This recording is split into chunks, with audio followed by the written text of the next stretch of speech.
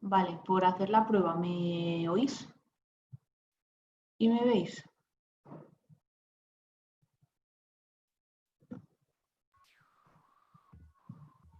Hola Bárbara, ¿me escuchas? Sí, sí, sí, se te oye, se te oye. Vale, pues yo a ti también. Pues nada, cierro esto por los momentos. Vale, dejamos cerrado.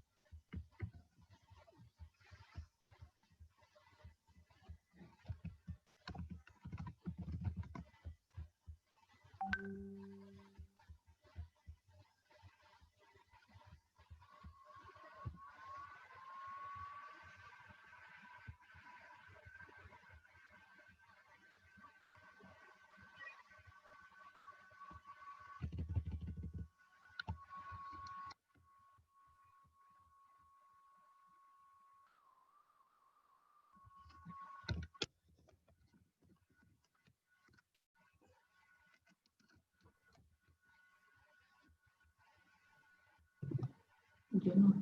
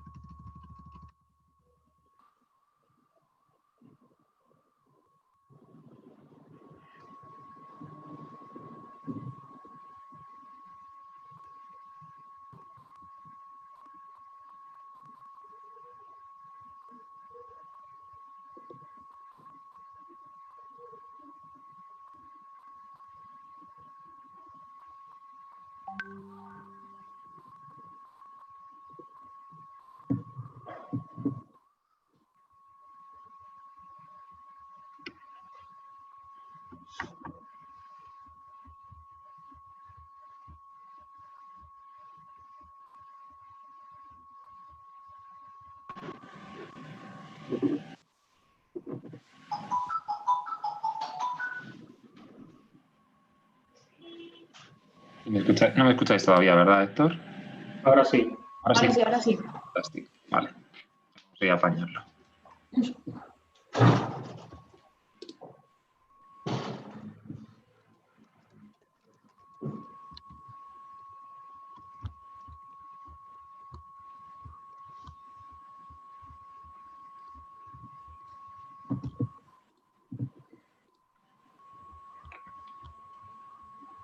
Bueno, pues parece que ya más o menos nos conseguimos escuchar los tres. La verdad es que esto es un avance. Y vamos a dar lo que os decía antes, que me escucháis probablemente mover los labios y no nada de sonido. Vamos a dejar hasta ahí 35 para que termine de conectarse todo el mundo, que somos de diferentes lugares, estamos en diferentes usos horarios, aquí por la tarde en España. Creo que Héctor y Bárbara también estáis en España, ¿no? Al menos Bárbara seguro, Héctor. Y ahora sí, en este momento. Sí, porque veo que Bárbara y yo tenemos más o menos la misma luz del día, pero tú, Héctor, Sí. Estoy en Barcelona, pero la luz ahí donde estoy no es muy buena, pero me veis y me escuchas, ¿no? Sí, sí. Vale. perfecto. En principio vamos a ser desde España y desde Panamá. He escuchado que había gente también desde República Dominicana. No sé si tenemos a alguien más de otro lugar del mundo.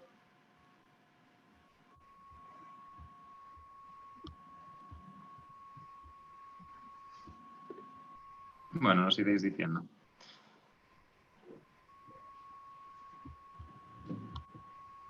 Genial. Pues bueno, me presento. Yo soy Miguel Sáez Alegre. Yo soy residente de cuarto año de neurocirugía aquí en Madrid y soy, junto con Antonio Martín Conejero, que no ha podido estar, uno de los responsables de haber organizado este curso del USMLE, de haber adaptado un poco la preparación del MIR americano a personas hispanohablantes. Os presento a los dos compañeros que me acompañan hoy, que son Héctor y Bárbara, ya por fin residentes también. Buenas tardes, hola a todos. Hola, Miguel. Bueno, Bárbara es residente de neurología. ¿Era en Canruti? ¿Era Bárbara? En Canruti, sí. Y Héctor, que es residente de medicina familiar y comunitaria en Barcelona. Correcto. Estoy en Spirit Sant. Y además, Bárbara está en proceso de hacer los steps y Héctor cuenta ya con los diferentes steps para acudir a Estados Unidos. Y yo puedo decir que con el confinamiento también he aprovechado para sacarnos. Así que también tenemos ahora mismo pues experiencia de primera mano de cómo es un poco el curso CTO para preparar estos steps. Entonces yo me quedaré en segundo plano, chicos, yo estaré en el foro, podéis preguntarme lo que queráis, acepto todas las preguntas que tengáis. Héctor y Bárbara probablemente cuenten un montón de información y muchas de vuestras preguntas queden resueltas solo con escuchar la charla, pero si aún así hay algo que no puede esperar, pues nada, escribid y yo estaré encantado de responder, ¿vale? Así que nada, doy el paso a la Victoria Bárbara y yo ya me mantengo en segundo plano. Hola, hola a todos. Como me presentaba Miguel, soy Héctor y mi compañera Bárbara. Y pues yo les daré la primera parte de lo que, lo que tenemos preparado para todos ustedes. Como escuchan mi acento, yo soy más del lado de Panamá, por allá. Yo soy de Honduras. Y dirán que extraño esto, porque un hondureño en España está hablando del USMLE. Pues nada, pues yo hice todos los steps, hice todo, tengo mi certificado y por cuestiones de la vida estoy en España, pero lo bueno de tener los steps y el USMLE es que si en cualquier momento de mi vida quiero regresar a Estados Unidos, pues tengo las puertas abiertas y para eso estamos, para dar todo tipo de información que les venga bien a cada persona, su situación personal. Y nada, para eso es lo que hemos preparado desde CTO. Y bueno, hoy pues básicamente les explicaré cómo funciona el sistema estadounidense completamente, cómo se puede accesar, cuáles son los beneficios de ello. Y mi compañera Bárbara les explicará un poco más en detalle sobre los exámenes. ¿No, Bárbara? Sí, hola a todos. Yo soy Bárbara y eso, como ha dicho ya Miguel, yo estoy en proceso de presentarme a los STEPS y yo lo que voy a hacer va a ser, después de que Héctor os cuente un poquito cómo funciona el sistema americano, yo os voy a contar cómo tenemos un poco organizado el curso desde CTO, ¿vale? Para que lo conozcáis y veáis cómo funciona. Pues nada, pues les comparto, gracias Bárbara, les comparto mi pantalla para que veamos la presentación que les hemos preparado. Pues ahora debería... Algo está lento por acá, pero ya debería aparecer. Perdón, que lo tenía. Ahora sí me puedes confirmar a alguien que lo están viendo, por favor. Perdón, que eso de la tecnología no va conmigo al 100. A ver.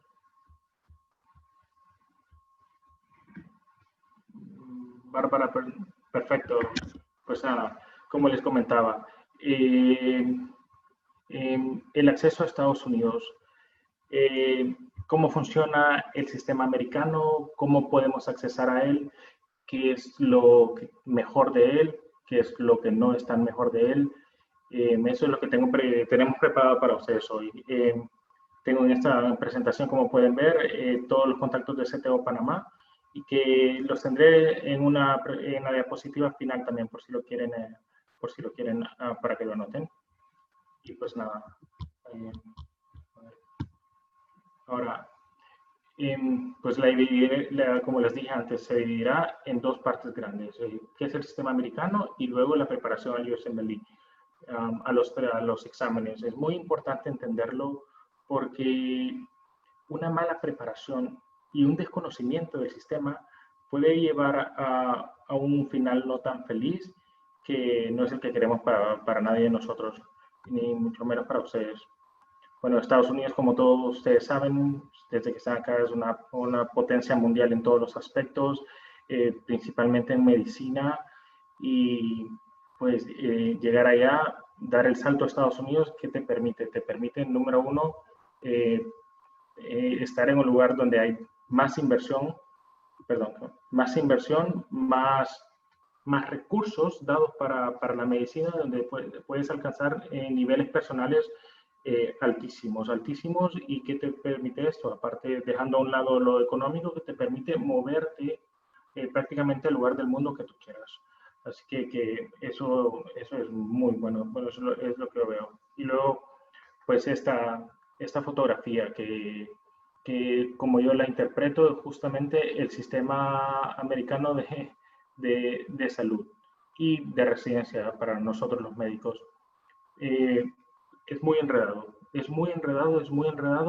pero si les hago la pregunta, pueden ver los apartamentos o los pisos atrás y todos los pisos y todos los apartamentos tienen luz, tienen energía eléctrica y seguro tienen su internet andando y todo funcionando. Así que aunque se vea complicado, el resultado final se logra si se siguen los pasos correctos y si se tiene la guía correcta, que como ya explicaré más adelante es lo que personalmente me gusta mucho de este curso de seteo, que es una guía aparte de todo lo que hay que estudiar. Y pues nada, esta imagen no todos seremos como él y es una serie muy buena, pero no es el prototipo de médico americano. Pero bueno, podemos proyectarnos en él y tratar de alcanzar algo así, ¿no? Para tener un mejor resultado en nuestros exámenes. Pues nada, el sistema de salud estadounidense es uno de los mejores del mundo, sin duda, sin duda. Yo diría que es el mejor del mundo con un, como dicen los estadounidenses, con un catch o con algo, con un pero. Y ese pero es, sí lo puedes pagar, desgraciadamente. También es de los más caros del mundo. Esto es lo que pasa. El sistema de salud americano, la gran mayoría, arriba del 95%, si no solo es privado, aparte de los hospitales del ejército. Aunque algunos cuentan con subsidios locales y estatales, dependiendo de esto de tu edad, pero arriba de los 65 años, ellos tenían lo que se llama el Medicare. Así que eso hace que haya una competencia de los hospitales y que todos quieran ofrecerte lo mejor porque es privado. Ellos quieren llamar pacientes que se convierten prácticamente en clientes y por eso es muy común en los viajes que alguien de ustedes haya realizado a Estados Unidos, pueden publicidad de hospitales. Justo es por eso. Y aunque se escuche mal, pero eso es lo que lo hace también bueno, porque se esfuerzan en ser mejores, para proveer u ofrecer un mejor producto, que es la salud. Eso es interesante, pero eso es economía, pero eso lo tenemos que entender también como médicos y si nos llama la atención este sistema, ¿por qué es tan exitoso o por qué tienen tanto que ofrecer al paciente y a los médicos extranjeros también como nosotros. En el 2000, esta diapositiva estaba antes de la pandemia. Número uno, capacidad de respuesta.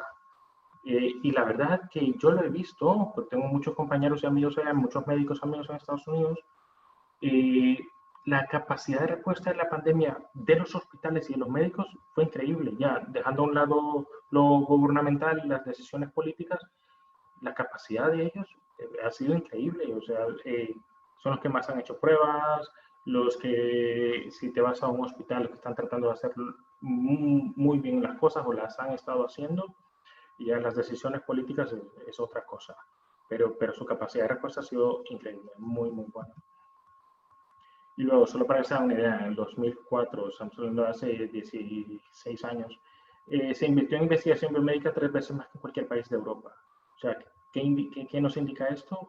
Que si te gusta la investigación, si te gusta esa área, tendrás muchísimo de dónde agarrarte.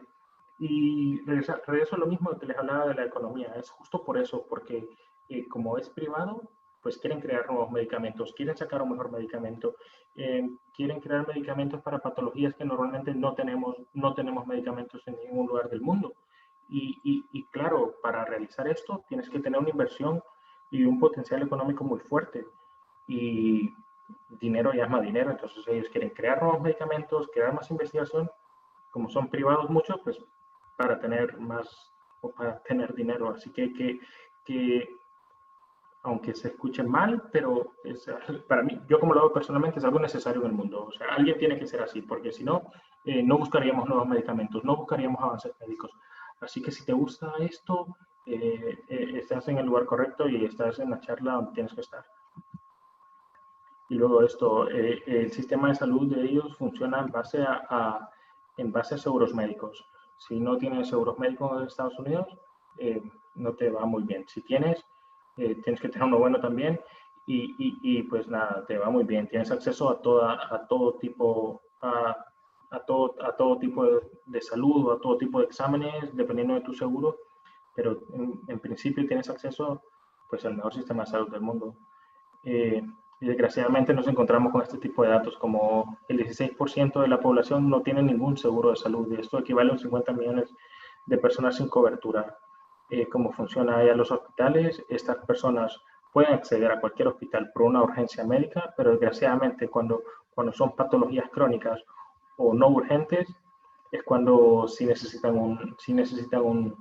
un seguro, y ahí es donde esas pobres personas se quedan sin acceso a la salud. Ahora, justo para nosotros, para los médicos extranjeros, les voy a hablar un poco de los médicos en Estados Unidos. Y nada, el número uno, lo que llama la atención, ya sea porque todos tenemos familia, todos queremos lo mejor para nuestras familias, así que bueno, tenemos que también saber de las ganancias en Estados Unidos. Y cuando miramos estos datos, obviamente es muy difícil extrapolarlo a nuestros países, inclusive extrapolarlo a países en Europa, no se compara esto. Obviamente los médicos mejores pagados del mundo están en Estados Unidos. Así que sé que esto seguramente no es la motivación principal de todos los que estamos acá, pero a ver, que como les dije, todos tenemos familia y todos necesitamos dinero, y pues si es una motivación en ti, pues nada, yo no lo veo nada más tampoco. Y ahora, esto sí es muy importante y muy bueno, y personalmente lo que más me gusta en Estados Unidos. Yo estuve 3 años allá haciendo mis steps, rotando y todo. A ver, ahora regreso, aparte del salario. Tiempo para el paciente. A esto me refiero, como han visto, el salario del médico es muy alto. ¿Eso qué significa? Que quien lo paga es el paciente, ¿no? Entonces, el paciente, si paga, por ejemplo, por 30 minutos por un médico, eso es mucho en Estados Unidos, esos 30 minutos, tú como médico se los das enteramente al paciente. Me refiero a que no, como en países de Latinoamérica o en otros lados del mundo, esos 30 minutos tú no vas a estar llenando papeleo o haciendo otras cosas. Eso es un tiempo para el paciente. Entonces, ¿qué te permite como médico? Te permite hacer una mejor anamnesis, hacer mejores preguntas, hacer un examen físico completo, verdaderamente hacer todo lo que un médico quisiera hacer.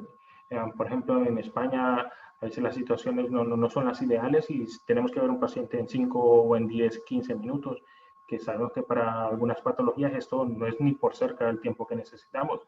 Entonces, la atención que brindamos no es la que quisiéramos brindar, aunque la podamos dar, el tiempo nos limita. Sé que, bueno, en países de Latinoamérica, pues hay gente, médicos que tienen que ver en 6 horas 40 pacientes, algo incompatible con el buen desarrollo de la medicina. Entonces, por eso esto en Estados Unidos te brinda una satisfacción personal como médico buena, porque estás haciendo bien las cosas, sabes que llegaste al fondo de la patología, hiciste una buena anamnesis y hiciste un buen examen físico, por lo cual tu diagnóstico final y tu tratamiento o lo que hagas va a ser el ideal y el que tú mejor piensas que es. Así que personalmente eso a mí me llena mucho porque haces tu tarea de médico muy completa. Y tareas de médico, lo que les mencioné antes, que no estamos con esto de papeleo, y tampoco los médicos en Estados Unidos se hacen algo de enfermería, como aplicar inyecciones o cosas de eso no. Con eso se encarga enfermería al 100%. O sea, jamás un médico hará esto porque tenemos tiempo, o sea, no tenemos tiempo para eso. Otra cosa, bueno, pues no todo está tan bien, cada vez hay plazas más limitadas para extranjeros. Esto con el coronavirus seguramente cambiará y seguramente ahora habrá más plazas para extranjeros. Partes contraproductivas también, que en Estados Unidos se aplica una medicina defensiva. Como hay tantos recursos económicos, entonces, y también existen los abogados estos de médicos, entonces en Estados Unidos tienes que defenderte un poco. ¿A qué voy? ¿Qué significa esto? Significa que, por ejemplo, te da un paciente que se dio un pequeño golpe en la cabeza o nada, y en Estados Unidos pues le harías un MRI, le harías todo, aunque tú sepas que no tiene nada, y su examen físico no parecía ser nada. En Estados Unidos tiene que aplicar la medicina defensiva, porque si este paciente de aquí 3 años tiene un vértigo o algo que inclusive no esté relacionado a ese pequeño golpe, un abogado buscará la forma de que esto se puede sacar dinero de esto. Así que en Estados Unidos se practica un poco de medicina defensiva. Pero eso, bueno, estoy aprendiendo en el camino y que no es algo de lo cual hay que preocuparse ahora y que es algo que ni siquiera debería de influir en tu decisión de ir a Estados Unidos. No, simplemente es para que lo sepan.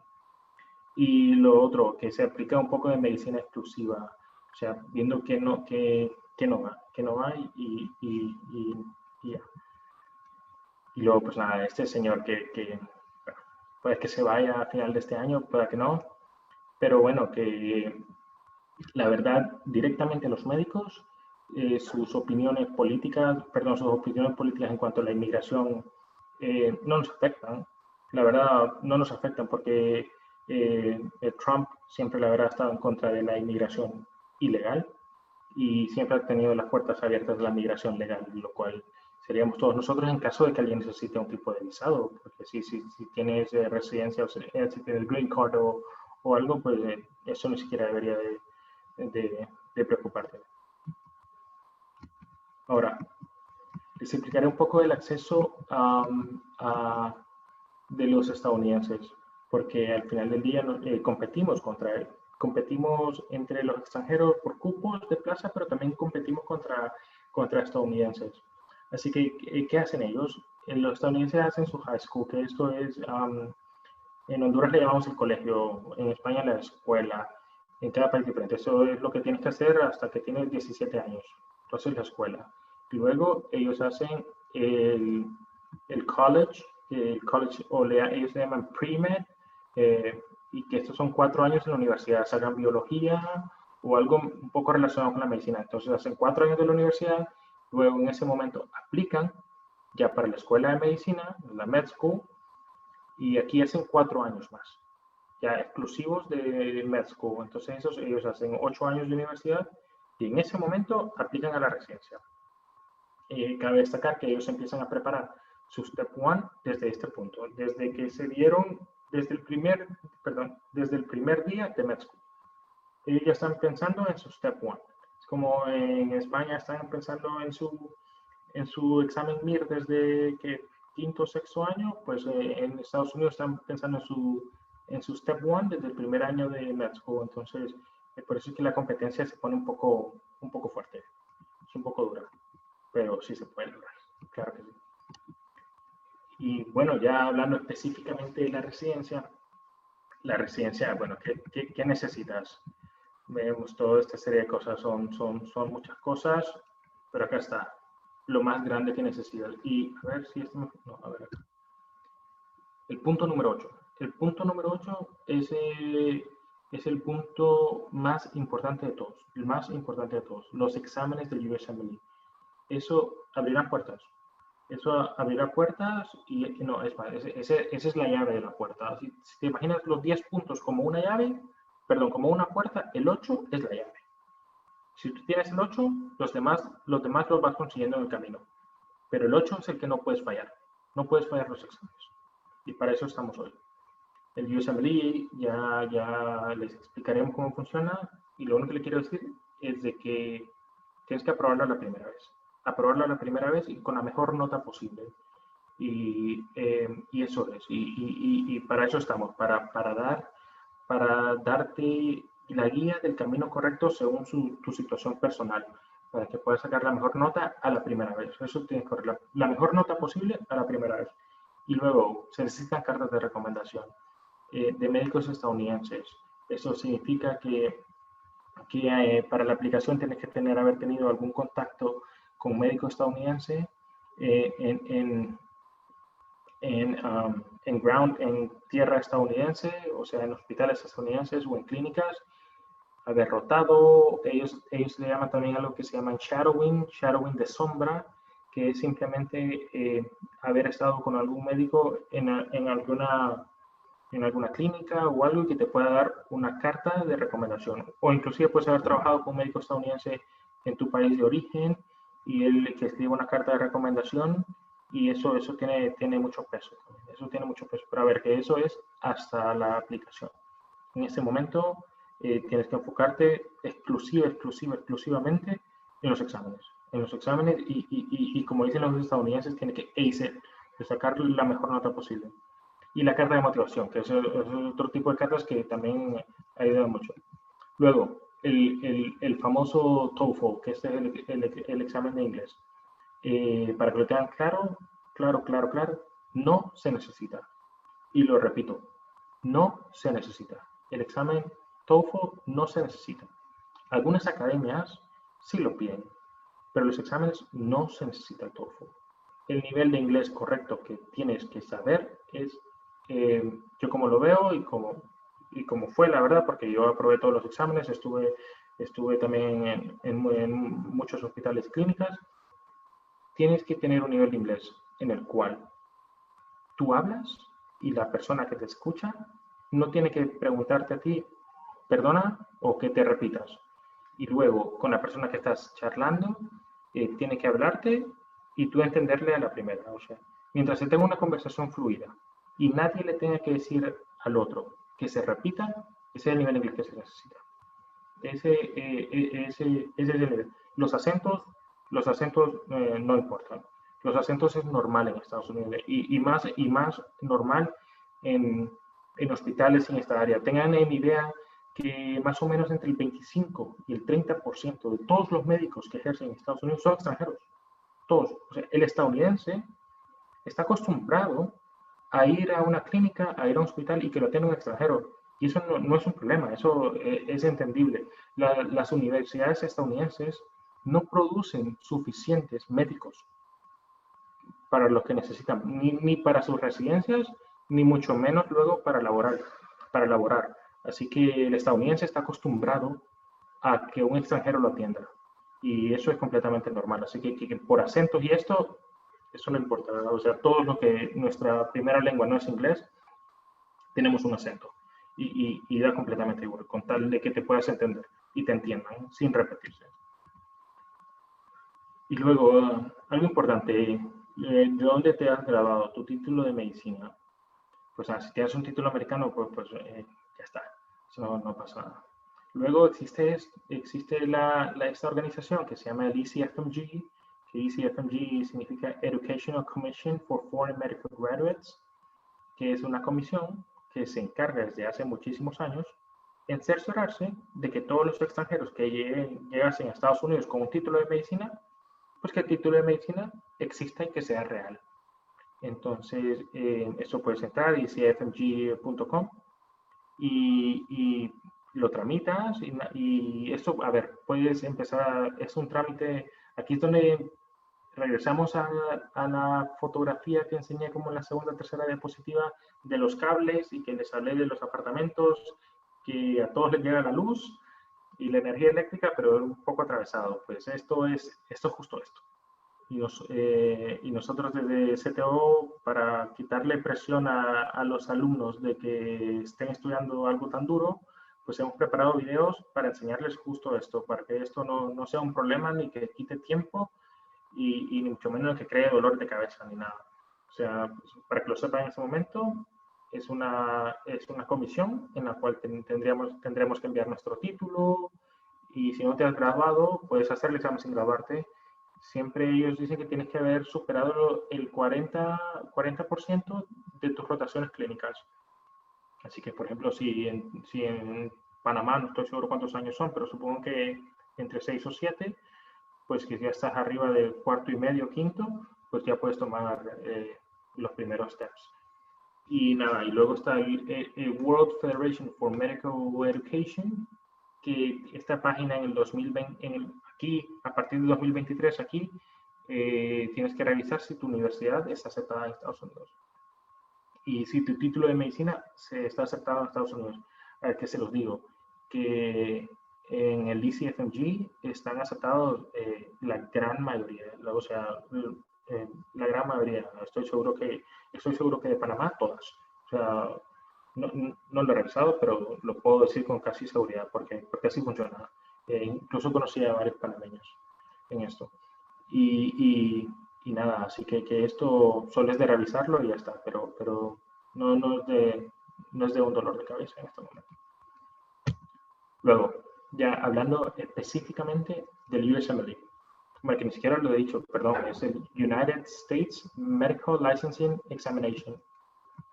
Y pues nada, consta, pues ahora se lo pongo, consta de, ellos le llaman 3 pasos, los steps, famosos steps, que seguro todos los han escuchado.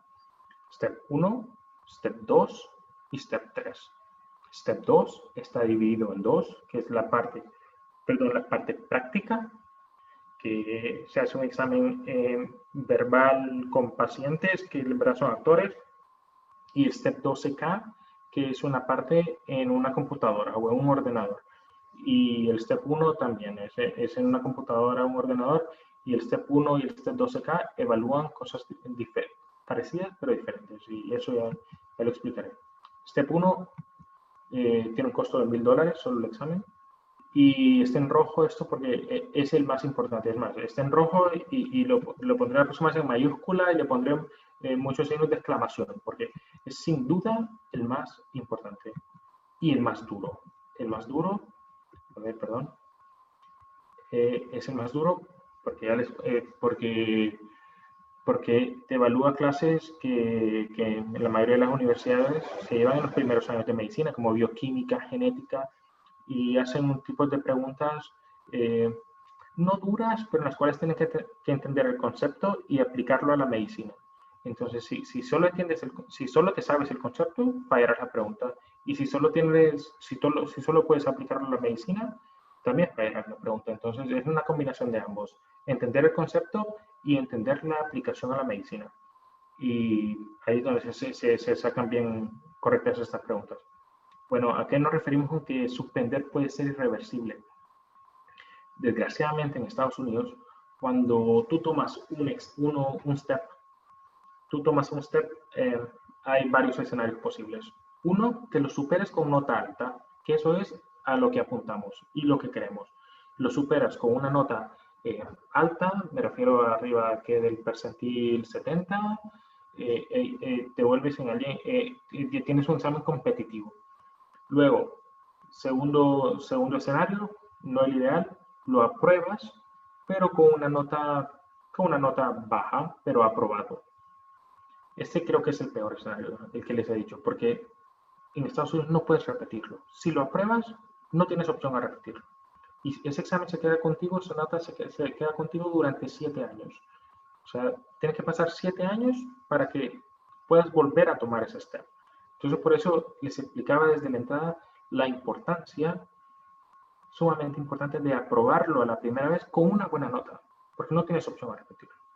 Y bueno, les dije los escenarios. Escenario A, lo apruebas con nota alta, lo ideal. Escenario B, en mi opinión, el peor, porque lo apruebas con nota baja y no tienes opción a repetirlo. Y escenario C, malo también, porque lo repruebas y en este caso sí tienes opción a repetirlo. Y quizás si lo repites y lo apruebas con una nota altísima, eso te ayuda. Pero desgraciadamente también en Estados Unidos, cuando aplicas, las aplicaciones son en septiembre de cada año. Cuando aplicas por medio de estas páginas, que es con ECFMG también, que les comenté antes, y ellos envían todo de ti. Me refiero que si lo reprobaste, ellos envían que lo reprobaste y que después lo aprobaste con tu nota, con la nota que haya sido, o que si lo reprobaste 2 veces, eso te sigue para siempre, y desgraciadamente esto hace que las puertas que les mencioné antes no se abran. No se abran, es como les dije, esto es la llave para abrir la puerta a las residencias. Así que todos apostaremos por ese escenario A, el que les dije, aprobarlo a la primera con la nota más alta posible. Y justo eso es lo que apuntamos desde CTO. Y luego, bueno, hablando específicamente del examen, son 336 preguntas de selección múltiple. Algunas preguntas tienen 5 opciones, otras 8, inclusive tienen 10 opciones. Son 7 bloques de 60 minutos, por lo cual son 7 horas de examen, y te lo dividen en 8 horas. Y tú puedes ir deteniéndote cuando necesites, si quieres comer algo. Y bueno, eso, y desde CTO ayudaremos a conocer tu perfil y cómo es la mejor opción para que tomes este examen y jugar con esas horas. O sea, al final, recordemos que sí es medicina, pero se prepara para un examen específico. Entonces, tanto conocer la teoría como poder aplicarla, como poder tener metodología de toma de examen es sumamente importante. Es sumamente importante. Y construir estamina. Estamina me refiero a poder estar 8 horas frente a una computadora o un ordenador y poder estar dándole clic a las respuestas correctas y siempre tener concentración. Así que eso se basa también en el curso y esto es muy importante, es muy importante. O sea, siguiendo el step 1, lo que les había compartido antes, ¿por qué es el más duro? Porque toca temas como anatomía, behavioral sciences, que es ciencia del comportamiento, bioquímica, microbiología, patología, farmacología, fisiología, y luego tiene otra categoría ahí que son tópicos interdisciplinarios. Sé que probablemente algunos de los que están acá ya están graduados, así que cuando ya estamos al final o están por graduarse o se graduaron hace un par de años, que también esto sucede y es normal en Estados Unidos, este tipo de estudiantes, que hemos olvidado esta parte, porque estudiamos hace muchos años. Entonces, por lo cual hay que darle un toque más duro de estudio a estas materias. Y más que todo por si estamos compitiendo con estadounidenses que lo están estudiando en este momento o que lo estudiaron hace un año o algo así. Así que por eso la importancia de estudiarlo y de estudiar bien. Porque he conocido gente, a ver, siento bien hablando de esto, que estudian, pero estudian mal. Que ese es un error muy común, poder estar estudiando 10 horas diarios y al final el resultado no es productivo, porque tú pudiste haber estado estudiando 2 horas, alguien pudo estudiar 2 horas y estudió mejor que la persona que estudia 10 horas. Entonces, eso es lo que se tiene que encontrar en el momento de estudiar para un examen como estos, sacar el mejor provecho del tiempo que le estoy dando. Y en eso nos enfocamos también nosotros. Y pues nada, pues ahora les explico del Step 2 CK, que Step 2 CK. CK significa Clinical Knowledge, conocimiento clínico. Entonces, este otro examen de $1000. Esto más parecido al MIR, si hay alguien acá que ha tomado el MIR de España, pues este es muy parecido. Este tiene una hora más, hay una hora más de examen que el Step 1 y es, a ver, y el Step 12K es más atractivo y para todas las universidades latinoamericanas y el tipo de alumno latinoamericano, bueno, y español también, que toma esto cuando ya se ha graduado, este examen es más accesible. Es más accesible porque los temas que toca son principalmente de manejo y de tratamiento de áreas de la medicina como medicina interna, ginecología, obstetricia, pediatría, ortopedia, cirugía general, lo cual si hay alguien recién graduado seguramente ha estado en contacto muy reciente y si está ejerciendo medicina pues mucho más en contacto. Entonces es un examen más accesible. Siempre duro, pero más accesible. Y luego, pues, el Step 2 es el Step 2 CS, Clinical Skills. Este tiene un costo más alto porque es el que les comentaba antes, que es el examen práctico, que se hace, son actores en realidad, son actores y que haces, son 10 Clinical Encounters, le llaman ellos, son 10 consultas médicas que haces, vas un día, hay 5 sedes, este se tiene que hacer en Estados Unidos sí o sí. A ver, perdón, que no les había mencionado antes, el Step 1 y el Step 2 CK, tienes que hacerlo en un Prometric Center, el más cercano de Panamá está en Costa Rica. Igual, sí, también hay en Miami, sí, o en Colombia también, donde funciona mejor puedes irlo a tomar. Y esto lo tomas y te regresas a tu país y no es nada del otro mundo. Ahora sí, el Step 12 es el Clinical Skills. Solo se hace en 5 ciudades. A ver si se hace en Atlanta, se hace en Houston, Filadelfia, Los Ángeles y se me escapa uno. Y se hace en esas 5 ciudades. Atlanta, Houston, Filadelfia, Los Ángeles y en este momento no recuerdo el quinto. Pero eso sí, se hace exclusivamente en Estados Unidos. Es un examen con 10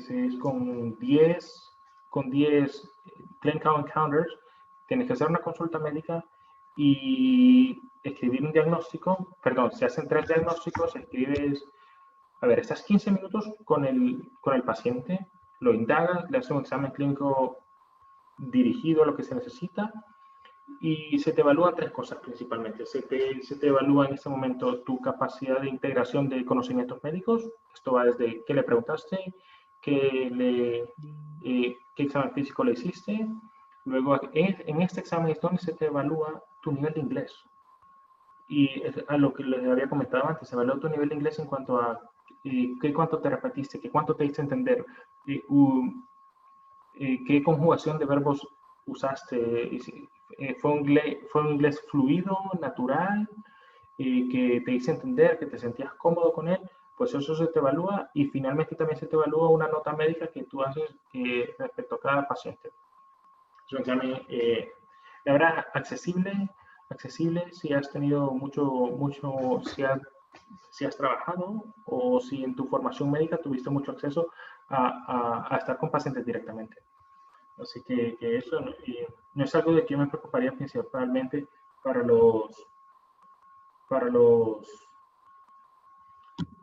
perdón. No es algo principalmente muy complejo o muy difícil del que me preocuparía para los estudiantes latinoamericanos, porque sé que la gran mayoría hemos tenido contacto directo con los pacientes. Igual, si no has tenido, tampoco me preocuparía, porque es accesible.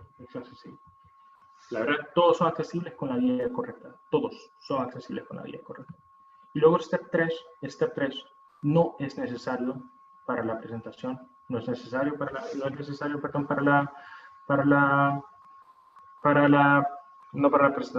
presentar tu candidatura a residencia no es necesario.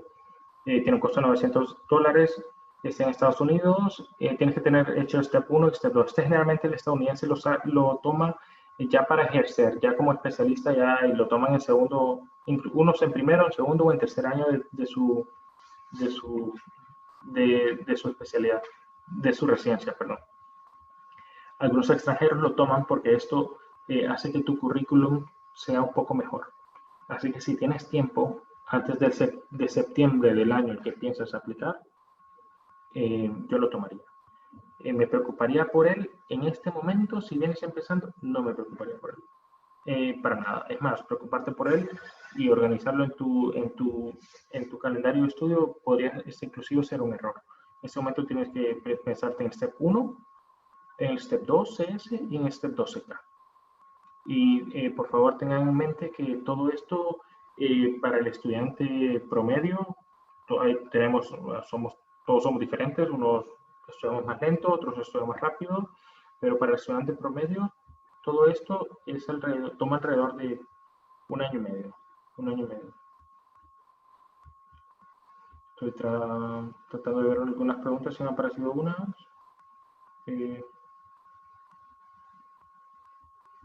Bueno, Miguel ha puesto que el CK se encuentra suspendido en este momento. Supongo que te refieres al CS, Miguel, quizás, ¿no? Pero bueno, ya pronto, espero que pronto todo esto de la pandemia se supere y ya volveremos a lo normal. Pues nada, sigo ahora.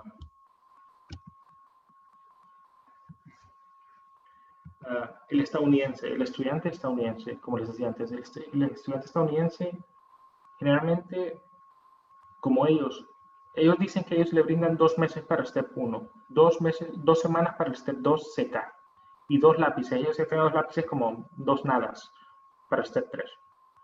Esto, si lo buscan en internet, lo encontrarán. Y esto, a mi criterio, es falso. Es falso porque ellos no le brindan 2 meses para Step 1. Ellos están pensando y estudiando para su Step 1 desde su primer día de med school, desde su primer año de universidad en la escuela de medicina. Es más, todos sus exámenes que hacen en la universidad son en este mismo formato de preguntas.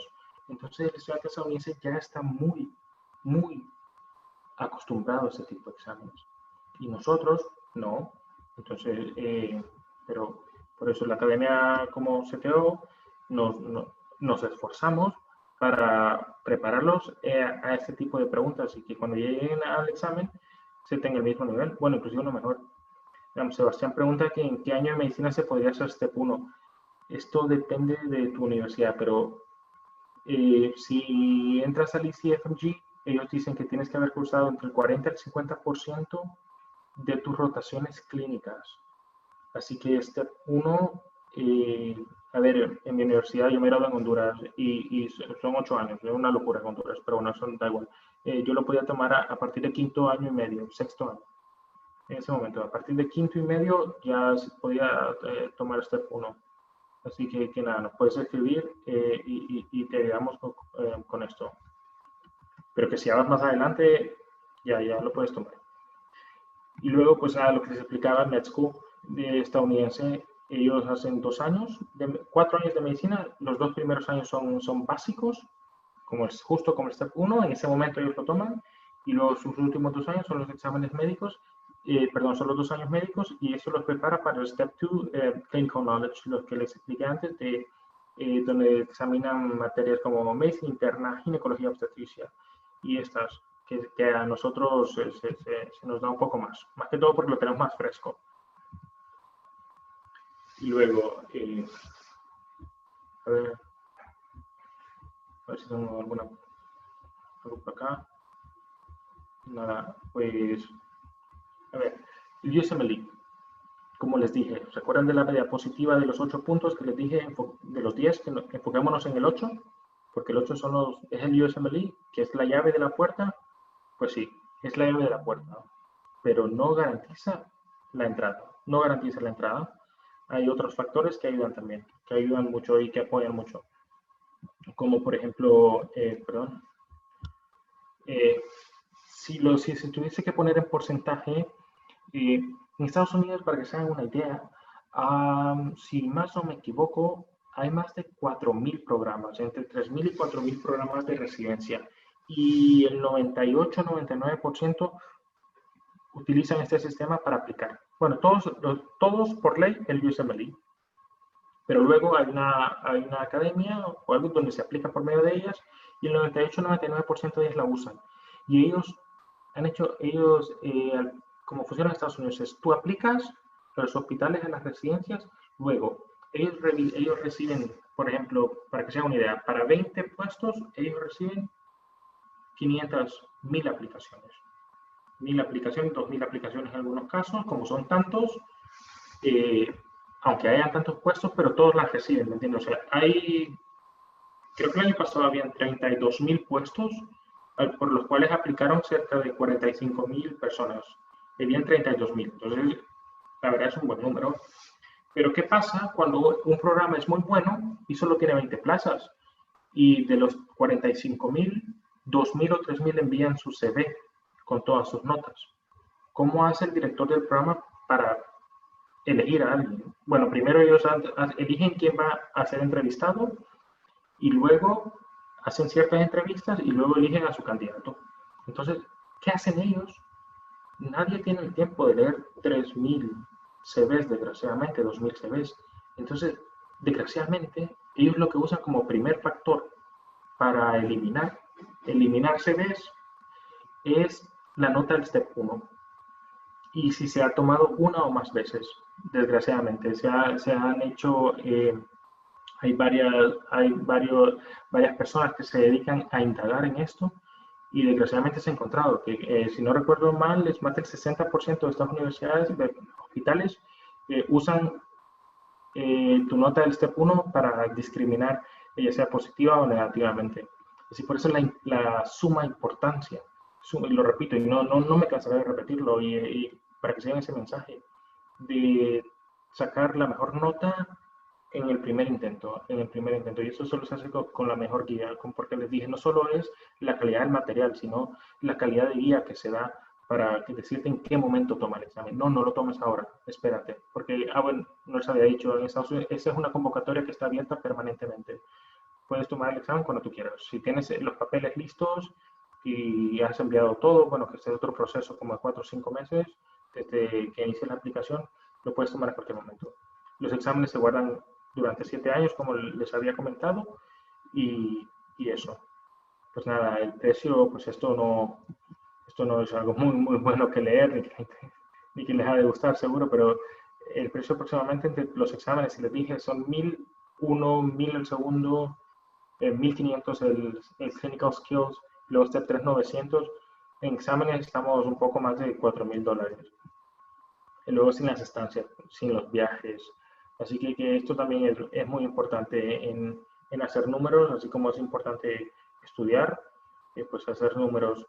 Pero bueno, que si esto lo comparamos, yo como lo miraba, y si la meta es entrar y tener uno de esos salarios gigantes, pues esto al final lo recupera, que en nada, en nada, en nada. Y luego, el matching, como empecé a explicarles un poco antes. El matching es, en cada septiembre de cada año se abren las aplicaciones, 35.000 plazas, digamos que quizás este año, para 50.000 personas, 50.000 aplicantes en 4.000 programas diferentes, 3.000 y 4.000 programas diferentes. Entonces tú vienes y envías tu CV, envías tus exámenes, envías todo, tus cartas de recomendación, si tienes trabajos de investigación, cosas fuertes que apoyen tu candidatura. Lo envías, los hospitales lo leen, si les llamas la atención, te hacen una invitación para que vayas a conocer el hospital y a los directores del programa, los conoces y te vas a tu casa. Esto es los meses de septiembre, octubre, noviembre, diciembre y enero de cada año. Bueno, enero quizás no. Y luego en marzo de cada año, los hospitales crean su propia, meten a una página de internet su lista de los 100 candidatos que vieron para sus 10 puestos y los ponen en orden. Los ponen en orden del 1 al 100. Y luego la persona que está aplicando, el médico que está aplicando, si visitó, por ejemplo, 10 o 15 programas, pues él hace lo mismo. Él pone su lista de los 15 programas, cuál fue el que más le gustó. Y esta página usa un algoritmo para decirte a cuál vas. Si tú pusiste el número 1 un hospital y el hospital te puso a ti el número 1, pues es tan sencillo, vas al número 1.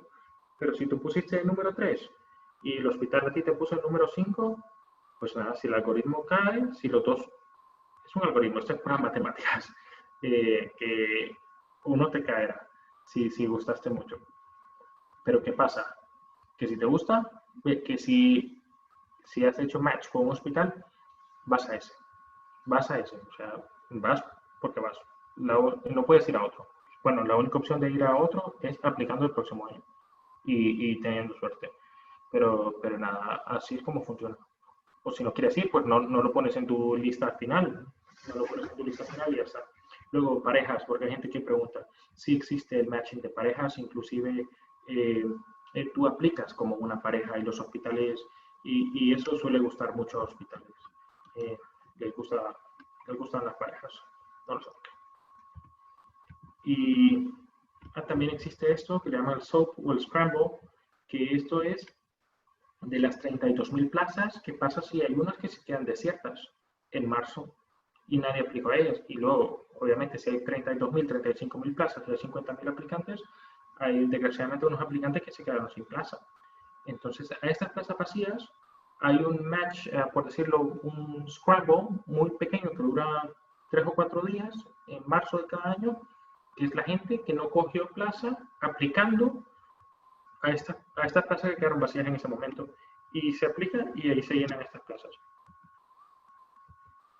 Y luego la residencia. Hay diferentes tipos de residencia. Como les dije, recuerden aquella diapositiva de los cables. Aquí siguen los cables, pero bueno, no. Saben que pueden considerar a CTO como quien sostiene todos los cables. En Honduras le decimos poste, no sé en Panamá cómo le dicen, pero el poste es el que sostiene todos los cables. Pues nada, pues eso somos nosotros. Y los cables es todo esto. Y ustedes son la luz, ustedes son la corriente. Y nosotros haremos que lleguen al final. Porque aquí son más cosas. Luego la residencia está la Categorical, Advanced, Preliminary, Transitional. Son diferentes tipos de residencias médicas. Al final todos tienen la misma finalidad, crear a un especialista. Pero por ejemplo la Categorical es una residencia normal, como alguien que hace medicina familiar o como alguien que hace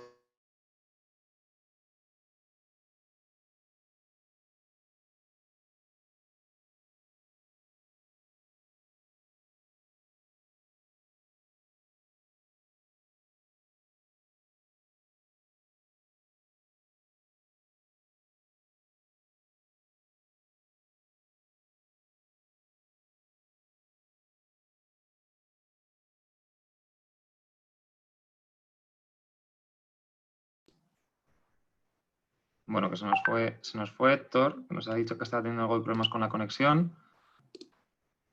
Te estaba terminando de contar, Héctor, que los tipos de residencia, como bien decía, hay diferentes formas de poder hacerlas, ¿vale? Tenemos residencias que directamente eres capaz de acceder a la formación completa. Por ejemplo, quieres hacer cardiología, entras en un programa de cardiología que tú desde el primer año hasta el último año estarás haciendo cardiología y sales especializado como un cardiólogo.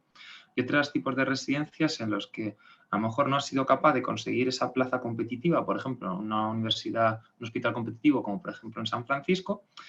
Quieres aún así seguir en San Francisco y lo que haces son 2 años transicionales. Haces 2 años de medicina interna y luego aplicas para un programa reducido de cardiología. De manera que cuando hagas ese año, esos 2 años transicionales y luego ese otro programa, que a lo mejor ya justo te ha permitido esos 2 años pues tener mejor currículum y puede aplicar a un programa un poco más competitivo y mantener ese, por ejemplo, seguir en el mismo hospital en el que estabas, acabas siendo cardiólogo, pero en vez de con un programa único, habiendo tenido que hacer 2 programas y habiendo tenido que aplicar para 2 solicitudes.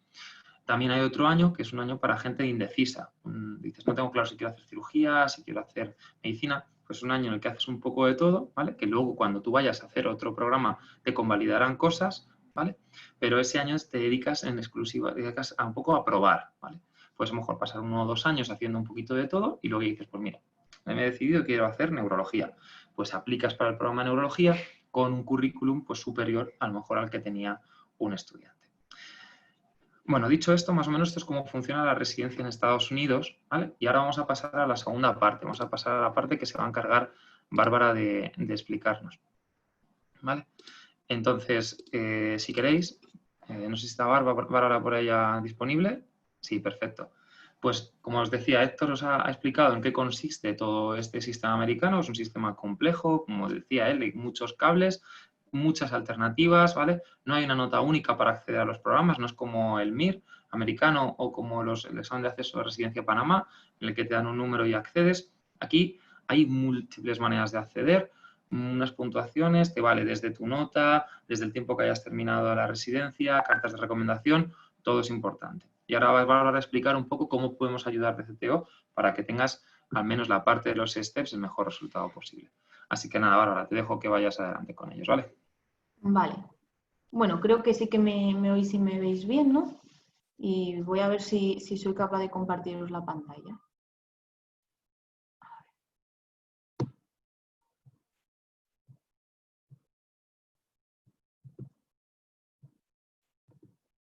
Vale, ¿sí que se ve?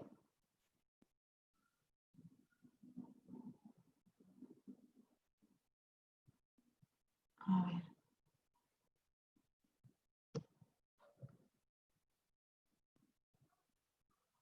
Vale, perfecto. A ver, que os lo pongo en pantalla completa. Vale, pues estamos. Como han dicho Miguel y Héctor, yo os voy a contar un poco cómo funciona el curso de CTO, ¿vale? Y he visto que había una pregunta por ahí en el chat de Miguel y a ver si te la soluciono también, ¿vale? Con esta presentación. Así que pasad de página.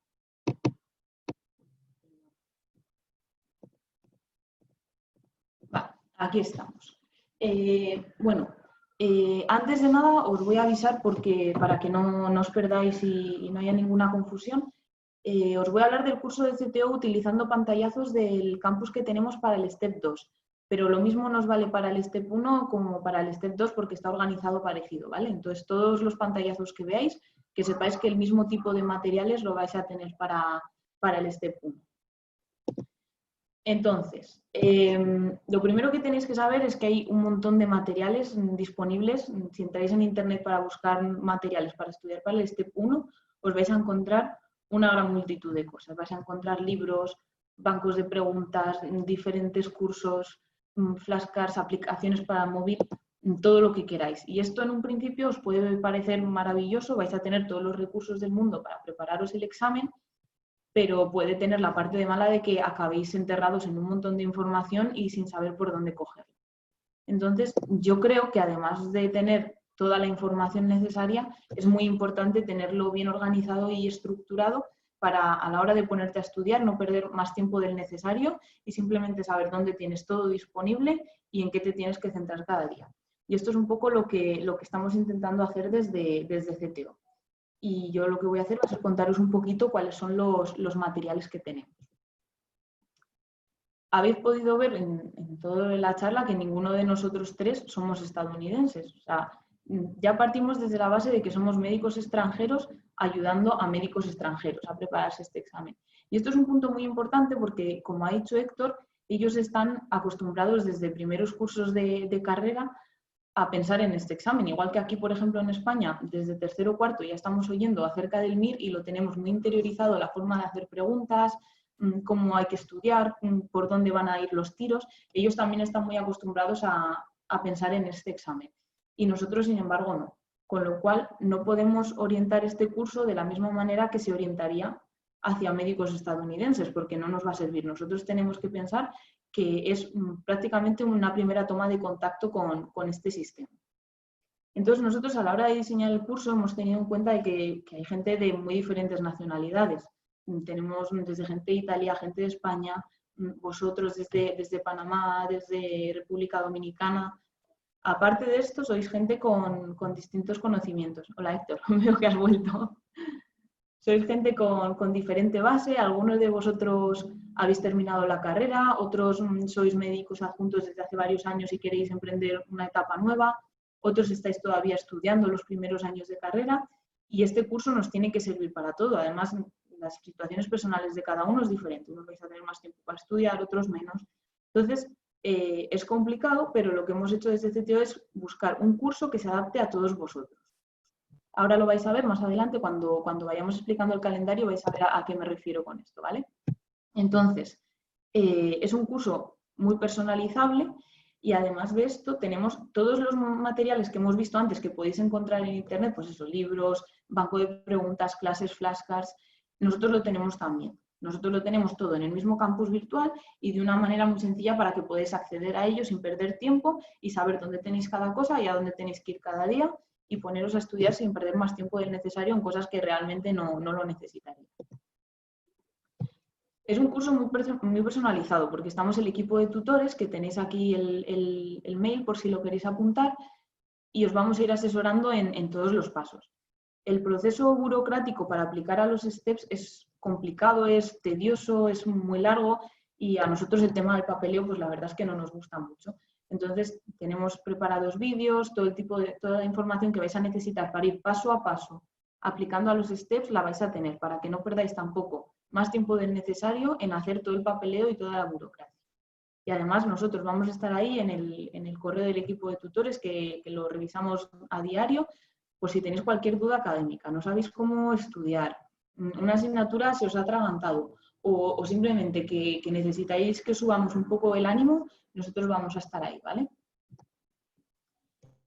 Entonces, en cuanto al curso de CTO, ahora os voy a enseñar un poco cómo va el calendario, pero así de primeras tenéis que saber que el examen en sí no tiene una fecha concreta, sino que vosotros elegís un periodo de elegibilidad en el cual decidís que queréis hacer el examen. Por ejemplo, yo estoy pensando que lo voy a hacer de octubre a diciembre y elegís ese periodo. Y dentro de ese periodo podéis hacer el examen prácticamente cualquier día. Hay algún día en concreto que los centros Prometric no están abiertos. Pero prácticamente la fecha la podéis elegir vosotros. Con lo cual, nosotros hemos diseñado un calendario, puede ser para estudiárselo en 16 o en 26 semanas. Esto ahora lo vais a ver con más detalle. En 16 o 26 semanas podéis preparar el examen. Y como cada uno de vosotros va a elegir la fecha que le venga bien y vais a tener diferentes situaciones, el campus virtual vais a tenerlo abierto durante un año. Con lo cual, en 16 o 26 semanas lo podéis tener todo estudiado y preparado para el examen, el campus lo tenéis abierto durante un año y esto os va a dar tiempo de sobra, ¿vale? Para preparar el examen. Y aquí va donde está el calendario. Esto que os decía yo, que estamos pendientes de todos vosotros, hemos contado con que tenéis situaciones muy distintas y que no tenemos una fecha concreta de examen.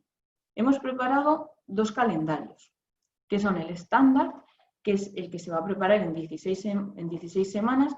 Luego, de todas maneras, vais a ver que lo voy a desglosar todavía más, ¿vale? Para que quede todo claro. Y el extended, que lo vamos a preparar en 26 semanas. Con lo cual, dependiendo de los conocimientos que tengáis cada uno, podéis elegir uno u otro. Y esto siempre se puede personalizar incluso más. O sea, si veis que no os aplica a ninguno de vosotros, sin ninguna duda nos escribís al equipo de tutores y me decís, oye, no me cuadra ninguno de los calendarios, ¿qué hago? Y nosotros buscamos la manera, ¿vale? Entonces, cosas importantes de estos calendarios. Lo que vamos a hacer es revisar todas las asignaturas 2 veces. Vamos a hacer 2 vueltas para que podáis estudiarlas bien y luego repasar aquellos conceptos que queden menos claros. Otra cosa importante es que, como podéis ver, yo no sé si veis el puntero, bueno, pues si acaso no lo veis, no tenemos días concretos del mes. O sea, si veis, por ejemplo, en el estándar, el primer día, que sería lunes, hay que estudiar cardio. Pero no decimos si es el lunes 1 de agosto o el lunes 2 de noviembre, porque como cada uno de vosotros va a elegir una fecha para prepararse el examen, cada uno de vosotros va a elegir cuál va a ser su primer día de estudio. Yo, por ejemplo, si me lo voy a preparar en 16 semanas y he decidido que voy a hacer el examen en enero, pues no voy a empezar a estudiar en marzo del año anterior, empezaré a estudiar pues, en noviembre, por ejemplo, ¿vale? Esto es importante. Entonces, aquí vemos a quién le sirve cada tipo de calendario. En primer lugar, el calendario estándar, el de 16 semanas, pues nos serviría, por ejemplo, para gente que ya tiene el conocimiento. Es un calendario que se estudia en menos tiempo que el otro, con lo cual, pues eso, gente que acaba de terminar la carrera, por ejemplo, que tiene los conocimientos muy recientes, les viene bien. Más o menos calculamos 8 horas de estudio al día, lo vais a ver también de nuevo después.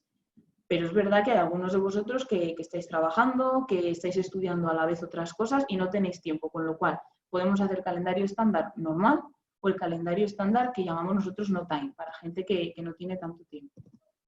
Y por otra parte tendríamos el calendario extended para gente que necesita darle más vueltas al estudio.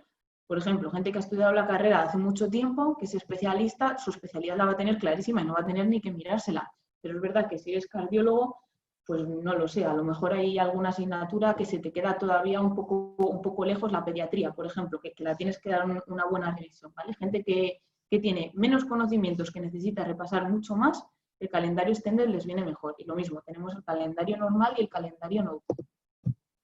Aquí lo veis, cómo lo tenemos organizado. El calendario estándar para gente que tiene el conocimiento reciente, en principio 8 horas al día. Que no te da tiempo, que no puedes emplear esas 8 horas al día porque tienes cosas que hacer, que es muy lógico y muchas personas estáis en esta situación, pues usamos el calendario no time con 3 horas al día. Y lo mismo para el extended, que serían las 26 semanas de estudio para gente que tiene que repasar la mayoría de las asignaturas. Si puedes, 8 horas al día es ideal. Que no puedes, en 3 horas al día lo podemos echar para adelante también. Entonces, ¿cómo estaría organizado cada una de las vueltas en estos calendarios? Pues mirad, aquí veis el calendario estándar. La primera vuelta, en la que vais por todas las asignaturas, duraría 10 semanas. Y haríamos 6 mini simulacros al final de la semana de 2 o 3 bloques de preguntas. No van a ser todos los bloques que el del examen normal, pero sí que vamos a hacerlos, pues eso, 2 o 3 bloques de unas 40 preguntas, calculamos unas 2 o 3 horas de simulacro. Y en una segunda vuelta, donde volvemos a ver las mismas asignaturas otra vez, 6 semanas, y en este caso hacemos 4 mini simulacros, pero hacemos también un simulacro real en la sede Prometric. Se puede ir, antes de hacer el examen real, se puede ir a la sede Prometric y hacer un simulacro entero, con todos los bloques y con la misma duración. Esto está muy bien, pues un poco para perder el miedo escénico, a ir ahí a un sitio nuevo que no sabes por dónde entrar, no sabes cómo te tienes que colocar, y te sirve también para organizarte un poco. Dices, no sé cuándo voy a hacer mi descanso, cuándo voy a comer. Pues haces la prueba antes en la sede Prometric y dices, va, pues venga, hago estos bloques, aquí descanso, aquí como, me he sentido mejor en este momento, me he sentido peor. Y esta es una oportunidad muy buena que nos dan, el hacer el simulacro real en la sede Prometric. Y el extended en 26 semanas, la primera vuelta también, viendo todas las asignaturas, duraría 16 semanas y se harían 8 mini simulacros. Y la segunda vuelta duraría 10 semanas y lo mismo, 9 mini simulacros y el último simulacro real en la sede Prometric. ¿Cómo recomendamos estudiar nosotros? Pues a ver, lo primero es tener en cuenta que estamos ante un examen de múltiples opciones, de preguntas con tipo test con opciones múltiples. Entonces, lo más sabio es entrenar de la misma manera que te van a preguntar ellos, que es hacer muchas preguntas. Entonces, la idea sería hacer una tanda primera de preguntas, ves las preguntas que has acertado, ves las preguntas que has fallado, en cuáles te has sentido más cómodo, cuáles te has sentido más incómodo, y luego estudias centrándote en aquellos conocimientos que has visto que estabas más flojo y al final del día vuelves a repasar las mismas preguntas. Os pongo un ejemplo. Estamos estudiando neuro, por ejemplo, y yo hago mi primera tanda de preguntas, lo que me toque ese día. Y veo que tengo las preguntas sobre esclerosis múltiple es que no fallo ni una. Además es que las contesto sabiendo por qué las contesto, por qué es cierta, por qué son falsas las otras, y sin embargo llego a vascular, a la parte de vascular, y es que no doy una.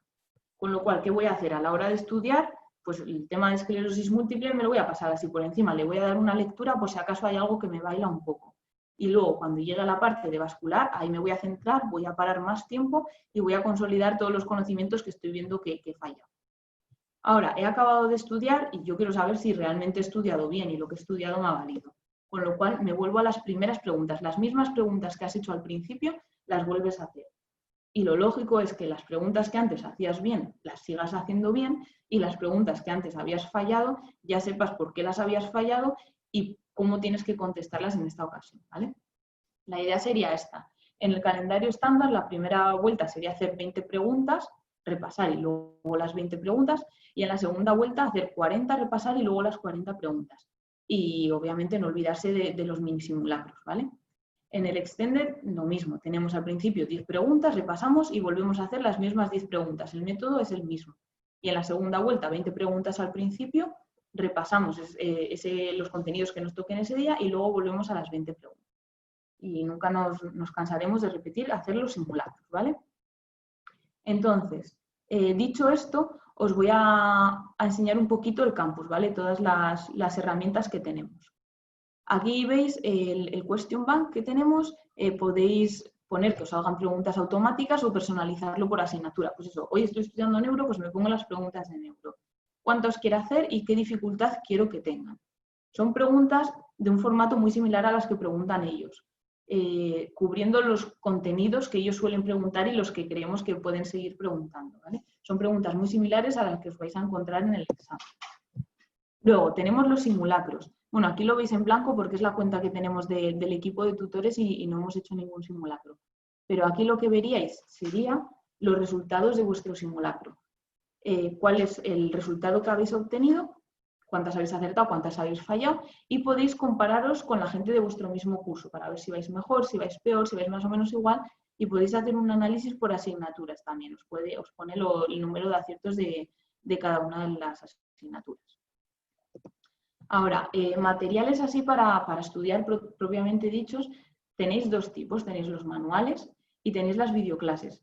Se pueden usar una, se puede usar la otra, según con lo que estudiéis vosotros mejor, se pueden usar las dos, ¿vale? Igual que las preguntas, los manuales y las videoclases cubren los conceptos más importantes, los conceptos que suelen preguntar y aquellos que no se pueden fallar, ¿vale? Aquí veis cómo son los manuales, veis que hay muchas tablas, que hay muchos esquemas para que el estudio sea lo más fácil posible. Y lo mismo, las videoclases las dan nuestros profesores, cubriendo todos los conceptos que creemos que van a caber de la manera pues, que se os quede mejor a vosotros después de ver la videoclase, ¿vale? Para que la aprovechéis al máximo. Entonces, dicho esto, es más o menos cómo funciona el curso.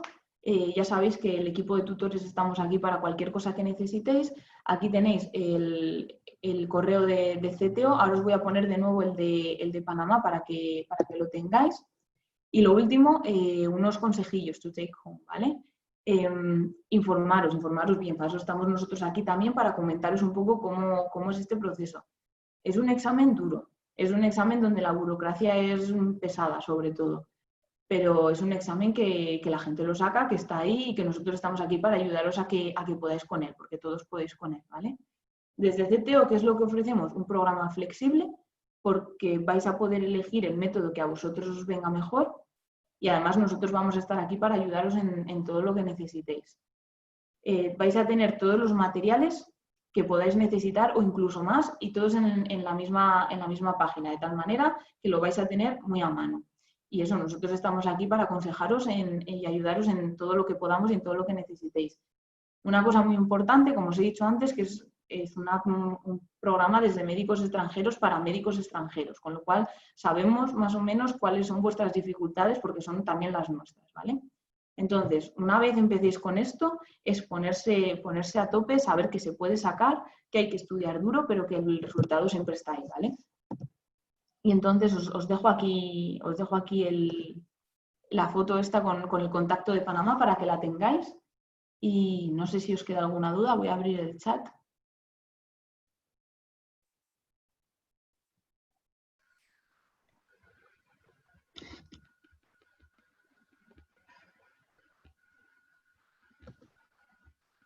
creo que no hay dudas, ¿no? A ver.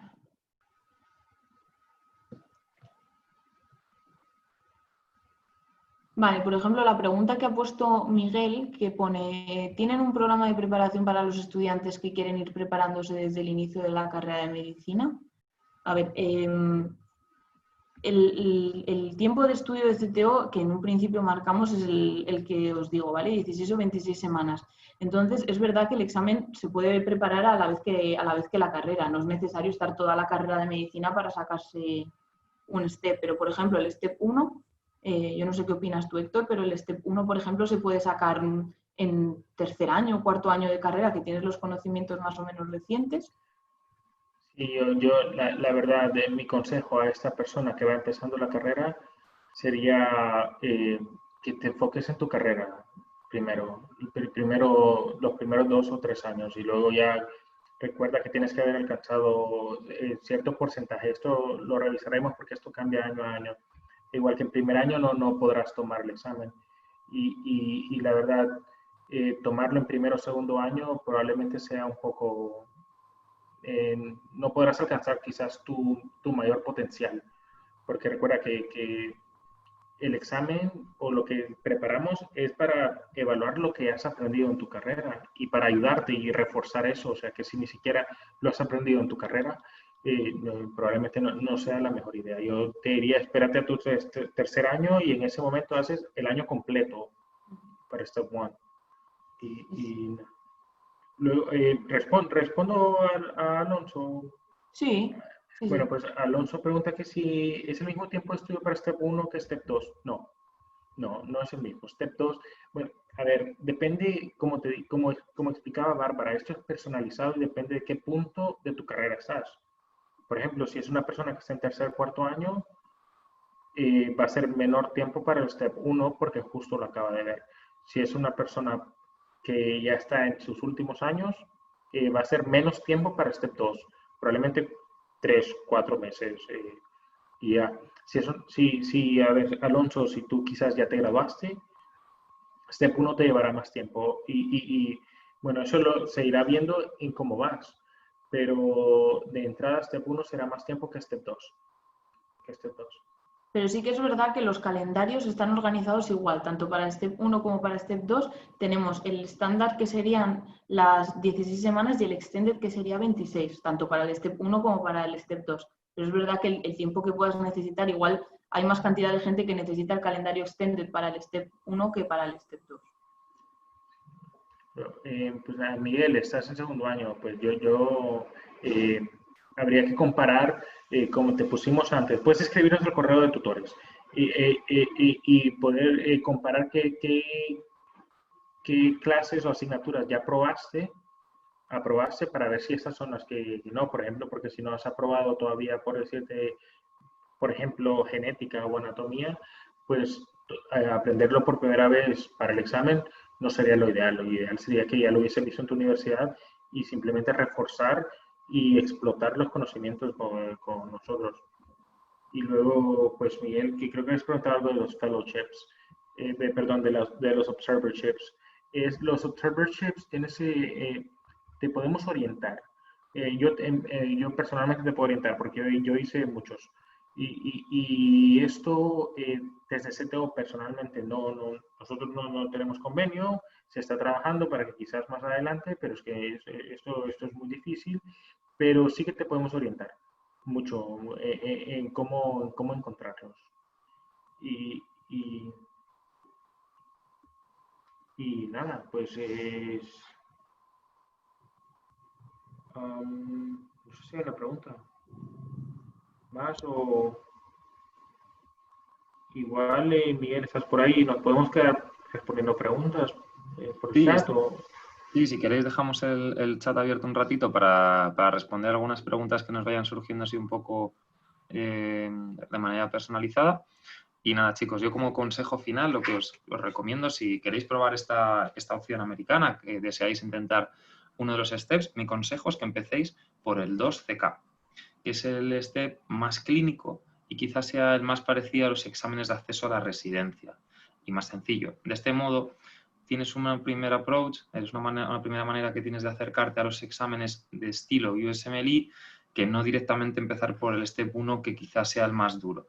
Entonces os recomiendo, los que estáis a mitad de la carrera, pues plantearos esta vía, empezar a ver un poquito en qué consisten los materiales y pensar a lo mejor en cuanto terminéis la carrera, presentaros al 2CK y si os sale bien, hacer el Step 1.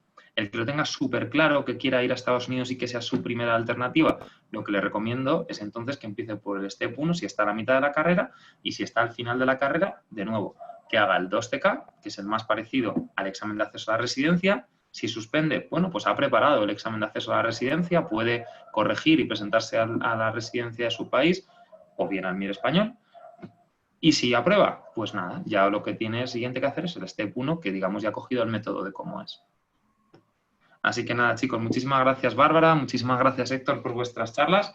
Y dejo ya sin vídeo y nos quedamos en el chat, pues eso, 5 minutillos, 10 minutillos, respondiendo vuestras dudas. Muchísimas gracias por asistir a todos. Gracias, chicos.